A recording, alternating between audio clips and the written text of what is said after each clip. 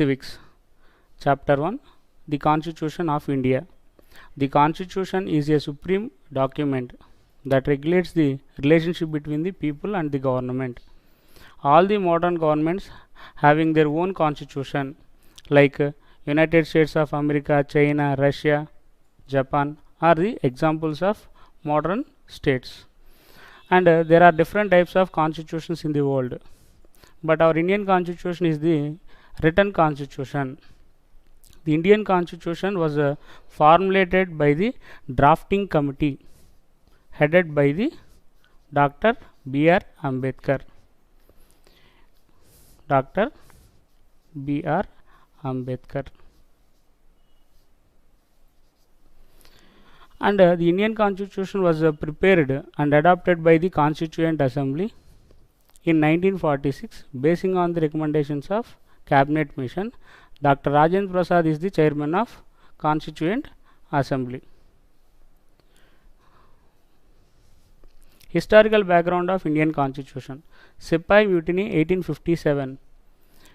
The Sepoy Mutiny 1857 to till now, there are three stages of before Indian Constitution. Before independence, 1857 to 1947, Indian National Movement. After independence, 1947 to 1950, constitutional making period. After making the constitution, 1952 till now, implementation of constitution. Basically, the Britishers came to India for the purpose of trade in 1600 AD. They gradually established their political supremacy after disintegration of Mughal Empire. The Britishers introduced East India Company till 1709. After the Sepoy Mutiny, the East India Company was collapsed. The before independence, 1857, Sepoy Mutiny, also called Great Revolt. Great Revolt 1857. The attitudes of British soldiers towards the Indian sepoys of their anti-religious policy led to the origin of Indian National Movement. Indian National Movement. Indian National Movement was first started in 1885 for the establishment of Indian National Congress. భారత జాతీయ కాంగ్రెస్ స్థాపించిన తర్వాత భారత జాతీయ ఉద్యమం అనేది ప్రారంభమైందని చెప్పవచ్చు. మోడరేట్ స్టేజ్ మితవాద దశ, ఎక్స్ట్రీమిస్ట్ స్టేజ్ అతివాద దశ అండ్ గాంధీయన్ స్టేజ్ 1920 to 1947 గాంధీవాద దశ. అంటే భారత జాతీయ ఉద్యమాన్ని 3 దశలుగా మనం వివరించవచ్చు. అవేంటో చూద్దాం. Moderate stage Dadabhai Naoroji, Surendranath Banerjee, Badruddin, Firoz Shah are the members of moderates. These leaders also called moderates అంటారు. Moderates expressed constitutional methods to against the Britishers. They followed peaceful methods for establishing the Indian national movement. They followed pray, protest and a petition. They believed the constitutional methods through meetings, resolutions, pamphlets, etc. After second stage is extremist stage. Extremist stage is also second stage of Indian national movement. Lala Lajpat Rai, Bal Gangadhar Tilak, Bipin Chandrapal were the prominent leaders of the extremist stage. The extremist stage is also called radical stage or militant stage. The Lala Lajpat Rai, Bal Gangadhar Tilak and Bipin Chandrapal, also popularly called as Lal Bal Pal. These extremist leaders did not satisfy the methods of moderates. ఈ మితవాద నాయకులు ఎక్కువ శాతం ఈ స్వదేశీ moment, home rule మూమెంట్లో కీలకమైన పాత్రను పోషించడం జరిగింది. అట్లాగే మూడో దశని గాంధీ యుగం 1927, 1947 అంటారు. మన భారతదేశానికి స్వాతంత్రం రావడంలో గాంధీ గారు చాలా ముఖ్యమైనటువంటి పాత్రను పోషించారని చెప్పవచ్చు. Gandhiji started non-cooperation movement in 1920 to 1922. Civil disobedience movement 1930-34. Quit India movement 1940 to 1944. Finally, our Indians got independence on 15th August 1947. అంటే ఎన్నో సంవత్సరాల కృషి ఫలితంగా సాధించుకున్నటువంటి స్వాతంత్రం భారత స్వాతంత్రం అనుకోవచ్చు. Making the Indian constitution, it is the second stage. 1946 to 1950. It was formulated by the drafting committee headed by the Dr. B.R. Ambedkar. భారత రాజ్యాంగాన్ని రచించడానికి ఒక ముసాయిదా కమిటీని ఏర్పాటు చేశారు. 7 members of a drafting committee. It was prepared by the Constituent Assembly under the leadership of Dr. Rajendra Prasad in 1946, basing on the recommendations of Cabinet Mission. The Constitution of India finally came into the force of 26 January 1950. భారత రాజ్యాన్ని రచించడానికి 2 సంవత్సరాల 11 నెలల 18 రోజులు సమయం పట్టిందని చెప్పవచ్చు. The Indian Constitution took 2 years 11 months 18 days from 9th December 1946 to 26th November 1949 for the period of ఈ 2 సంవత్సరాల 11 నెలల 18 రోజుల సమయంలో భారత రాజ్యాంగాన్ని రచించారని చెప్పవచ్చు. Finally, the Constitution of India came into force on 26th January 1950. 1950వ సంవత్సరం జనవరి 26వ తారీఖు నుంచి భారతదేశం అనేటువంటి దానికి రిపబ్లిక్ డే అనేది వచ్చింది. ఎందుకయ్యా రిపబ్లిక్ డే అంటే భారతదేశానికి స్వాతంత్రం అనేది వచ్చిన దానికి సందర్భంగా మనం we celebrating as a republic day. ఇక్కడ మనం డ్రాఫ్టింగ్ కమిటీలో ఉన్నటువంటి 7 members ఫోటోలో ఇమేజ్లో చూడవచ్చు. సోర్సెస్ ఆఫ్ ఇండియన్ కాన్స్టిట్యూషన్, భారత రాజ్యాంగం యొక్క ఆధారాలు ఏంటో తెలుసుకుందాం. Hour Indian constitutional makers taken different types of features from different types of countries. United States of America. Fundamental rights. Fundamental rights are borrowed from United States of America, Part 3 of our Indian Constitution, articles from 12 to 35. There are 7 fundamental rights at the beginning of our Indian Constitution, and they are right to equality, and right to freedom, right to religion, right against exploitation. అంటే ప్రాథమిక హక్కులు అనేటువంటివి భారతదేశంలో ఉన్నటువంటి ప్రజలందరికీ ఉండాలని చెప్పేసి America రాజ్యాంగం నుండి స్వీకరించడం జరిగింది. అలాగే సుప్రీంకోర్టు వ్యవస్థను కూడా అమెరికా రాజ్యాంగం నుంచి మనం తీసుకోవడం జరిగింది. The supreme court is the highest court of law in India. The supreme court is also called as independent judiciary. Independent judiciary means the legislature and executive shall not interfere on the affairs of judiciary. And also judicial review. ఈ న్యాయ సమీక్షాధికారం అనేటువంటిది కూడా America రాజ్యాంగం నుంచి స్వీకరించడం జరిగింది. The supreme court has the power of judicial review. The legislature and executive will not interfere of the supreme court affairs of the supreme court. అంటే శాసనశాఖ కార్యనిర్వాహక శాఖ చేసేటువంటి పనులు సక్రమంగా ఉన్నాయా లేదా అని సమీక్షించేటువంటి అధికారాన్నే జ్యుడిషియల్ రివ్యూ అంటారు. ఈ విధానాన్ని కూడా మనం అమెరికా రాజ్యాంగం నుంచి స్వీకరించడం జరిగింది. అట్లాగే యూకే బ్రిటన్ రాజ్యాంగం నుంచి our Indian constitutional makers borrowed parliamentary form of government. The parliamentary form of government is also called responsible government.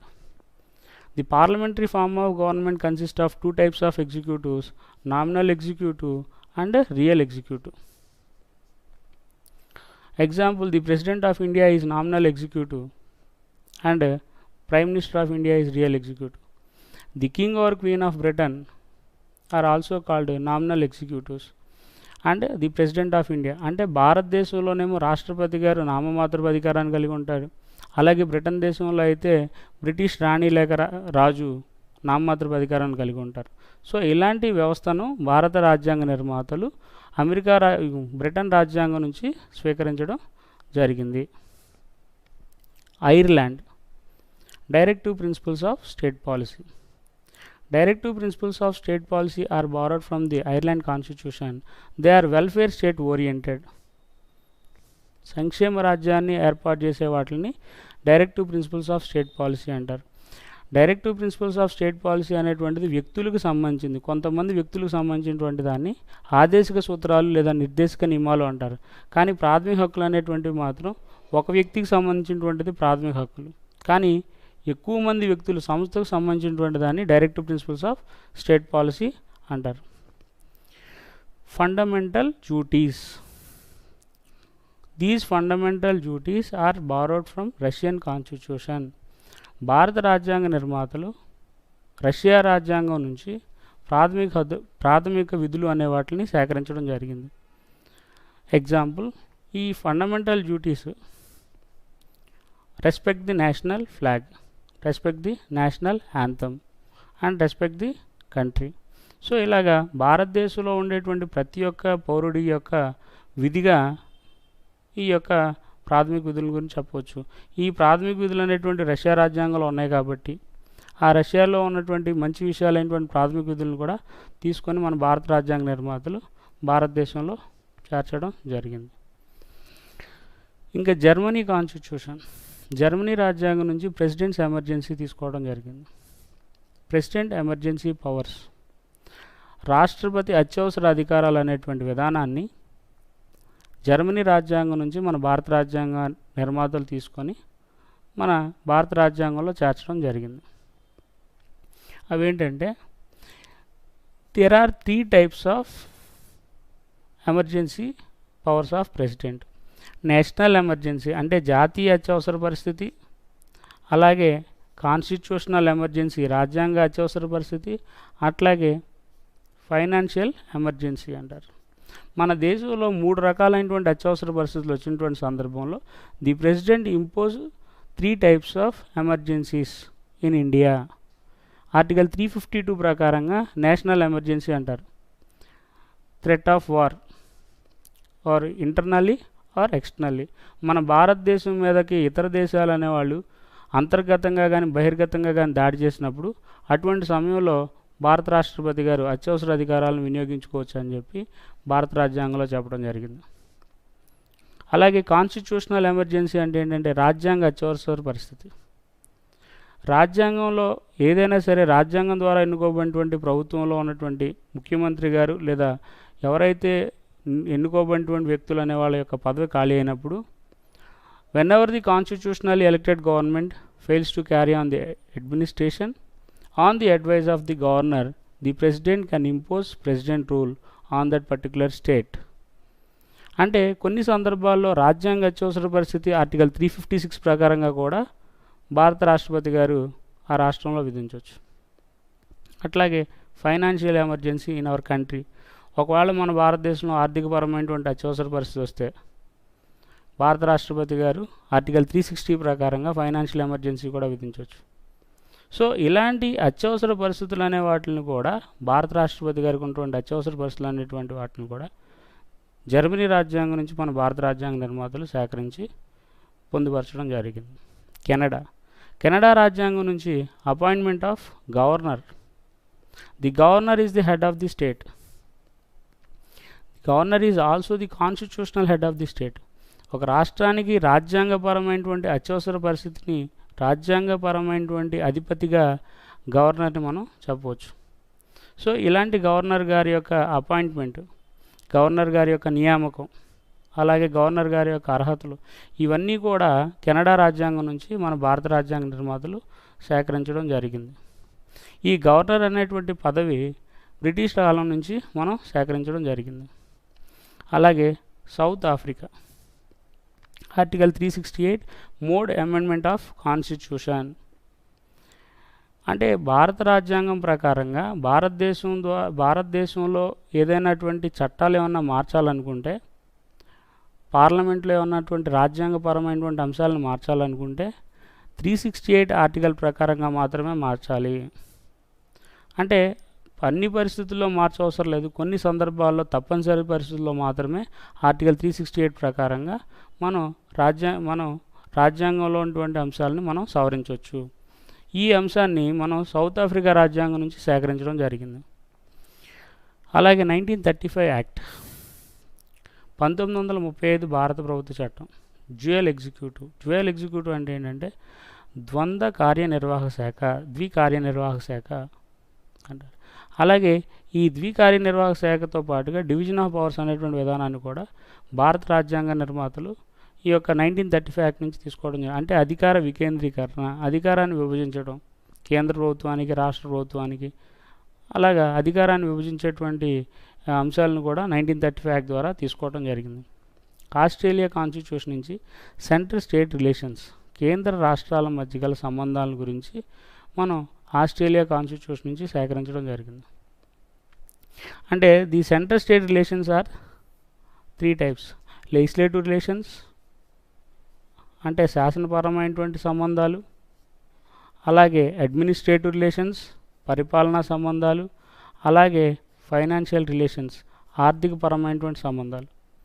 So ఇలాంటి సంబంధాలు కానివ్వండి, లేదంటే దేశానికి సంబంధించి చట్టాలు చేయాలంటేనేమో కేంద్ర ప్రభుత్వం, దేశ భద్రతకు సంబంధించినటువంటి అంశాలు కానీ ఇలాంటి విషయాలకి కేంద్ర ప్రభుత్వం అధికారాన్ని కలిగి ఉంటుంది. అలాగే రాష్ట్రానికి సంబంధించినటువంటి నిర్ణయాలు తీసుకోవడంలో రాష్ట్ర ప్రభుత్వం. సో ఇలాగ కేంద్ర రాష్ట్ర ప్రభుత్వాల గురించి ఉన్నటువంటి సంబంధాలు, మనం అధికారాలన్నీ కూడా ఆస్ట్రేలియా రాజ్యాంగం నుంచి మన భారత రాజ్యాంగ నిర్మాతలు తీసుకోవటం జరిగింది.